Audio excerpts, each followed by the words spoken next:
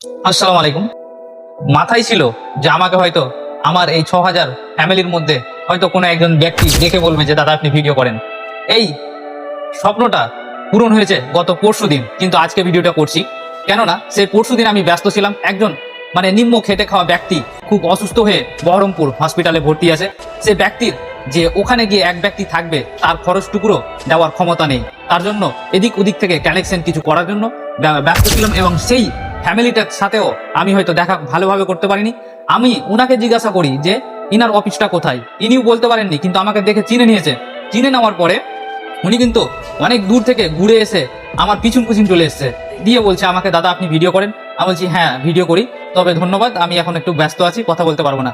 সে ব্যস্ততার কারণটি হচ্ছে একজন জীবন মরণ নিয়ে খেলা করছিল তার জন্য। তা আমি ওই ভাইকে ভিডিওর মধ্যে বলতে চাই যে কিছু মনে নিয়েন না, আমি সেদিনকার অনেক ব্যস্ততা ছিলাম, তার জন্য হয়তো আপনার সাথে দুটো কথা বলতে পারিনি, তাই না?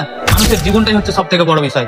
মানুষের সাথে আজ হোক বা কাল হোক কথা বলা যাবে, বা ওর সাথে দেখা করা যাবে, কিন্তু ওই যে ব্যক্তিটা মৃত্যু হয়ে গেলে আর কখনোই তাকে দেখা যাবে না।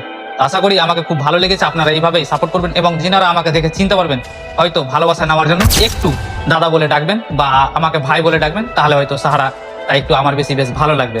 আসসালামু আলাইকুম, সবাই একটু শেয়ার করে দেবেন, ধন্যবাদ।